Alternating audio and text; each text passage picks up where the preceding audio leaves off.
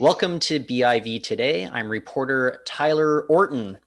Look, I think we all know it. Small businesses have had to bear much of the brunt of economic uncertainty in 2020. The prospect of closures and layoffs were a reality for many, but how are entrepreneurs across Canada and British Columbia set for this new year?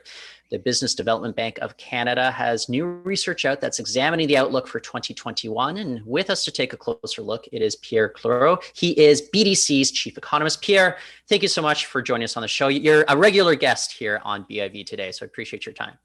Always a pleasure. So you guys were able to conduct a survey of Canadian entrepreneurs back in December. What is the mood amongst Canadians as a whole versus maybe the mood for small businesses here in British Columbia?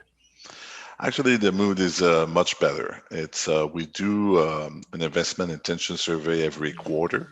So this is our fourth report since the beginning of the pandemic, and this is by far the best result we got. So business owners are more optimistic about the economy, and also they are more positive about their investment intention. Does that speak to, say, some of the stability that's been brought on by federal measures that we saw implemented and used by a lot of these small businesses? I think there's three reasons. The first one is obviously the vaccine is having a very positive impact on optimism. I think that the fact that most Canadians should be vaccinated by the end of the summer, I think it makes entrepreneurs much more optimistic. The second reason is what we realize in our research is the situation has improved for a lot of business owners, and that's especially true in British Columbia, where the economy has rebounded the fastest in the country. In December, with the latest employment figure that we have, BC is at 99% the level of job of February before the pandemic. So this is, in average in Canada, is 97%. In some provinces, is as low as 94%. So BC is doing much better, and I think it's reflecting in the optimism of entrepreneurs. Finally, some sectors of the economy are performing, are back to the pre-crisis level. That's the case of manufacturing. It's actually more jobs in manufacturing in BC today than before the pandemic. That's also the case in the mining sector, in technology. So that's also, I think that's the third reason why people are more optimistic about 2021.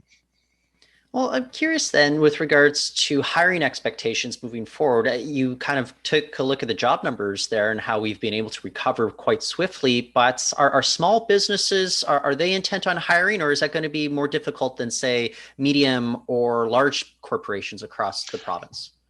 It's going to be more difficult. Actually, the forecast is it's a bit positive for small business. It's much better for mid-sized firm and much better for larger companies. So, like you said in your introduction, a lot of small business was really hurt by the virus or by the slowdown in the economy. So it's a bit more difficult for them. But there's going to be jobs created mostly by mid-sized and large firms in the province.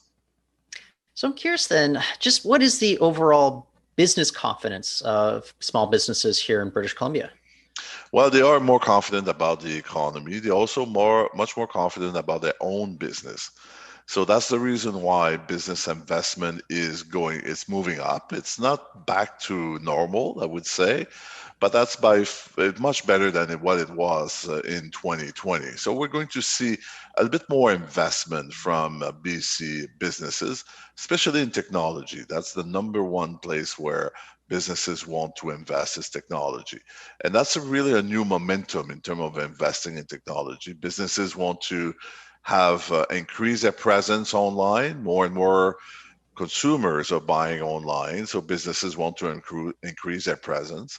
There's more people working from home, so people are investing in technology to allow their employees to do that.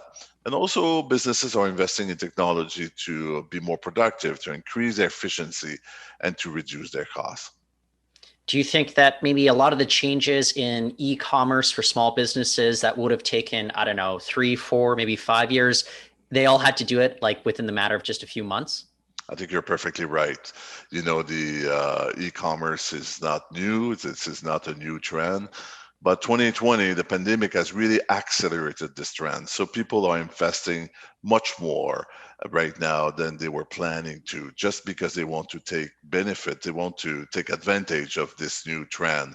More and more Canadians are buying online. And the pandemic has really accelerated this trend.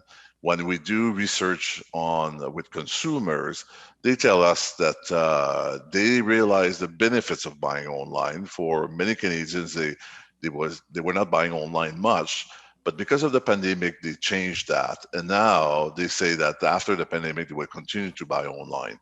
So this is a good way to make sure that your company continue to grow, is to be more present online. So we're talking about e-commerce a little bit. So what are sales expectations like for a lot of businesses here on the West Coast? Well, actually, there's 12% of businesses who believe their sales is going to increase in 2021. So that's the best number we got since the beginning of the pandemic. So this is a good news. Also, a good sign that their revenue is going to increase.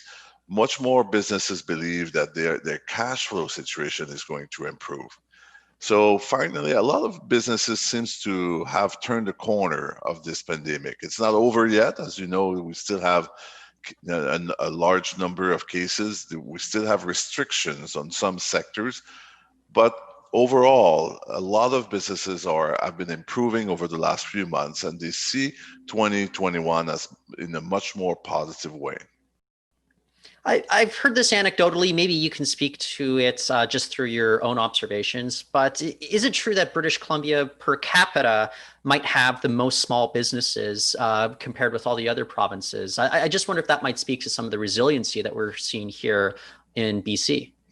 Actually, BC historically has the most startup in the country, so that's speak to the fact that people are really real entrepreneurs, and they innovate and they start a lot of businesses. So this is year after year, BC is the number one in terms of new startups.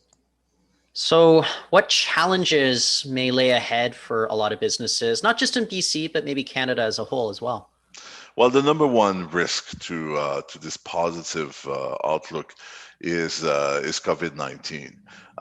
We all hope the vaccine is going to solve the issue in 2021.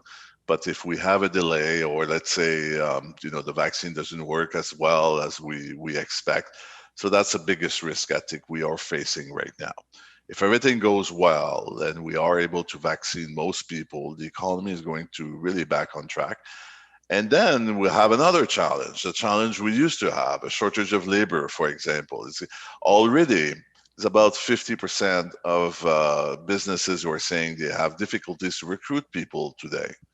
So when the economy is back on track, well, we'll go back to our previous challenges, which is our difficulties to find workers because we have an aging population in Canada. So this is going to be, I guess, a good problem, because that would mean that the COVID-19 is behind us. Maybe going off a bit of a tangent, but I'd love to pick your brain about your thoughts on the kind of the access to talent. But borders are restricted right now. It's probably more difficult for skilled workers to come into this country. Do you think as the vaccine is distributed, restrictions are loosened, that could bring in a lot of that labor that we need right now? Yes, you're right. And 2020 was not a good year for immigration because of the pandemic. Borders were closed, so we didn't have a lot of people coming to Canada. And as you probably know, in British Columbia, it's a very good source of workers. Historically, many Canadians are going to British Columbia to find a new life. So 2020 was a setback. But as the vaccine operates and borders will reopen at one point, I'm sure we will receive a lot of immigrant because Canada is still really one of the number one choice for immigration in the world. So I think this will come back and will help the shortage of labor. But for now, the border is closed, so 2020 was really not a good year in terms of immigration.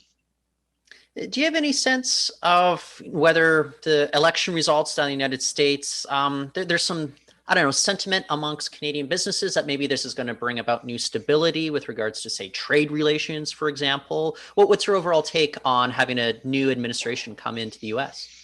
I think it's a good news. It's a good news for three reasons. The first one, as like Mr. Biden announced yesterday, a major program to help the economy to go over the COVID-19. Well, when you spend a lot of money in the U.S., this is stimulating the U.S. economy, and by rebound, the Canadian economy, because we export so many products and services to the U.S. Also, like you said, it's going to be our relationship with the US is going to be much more stable.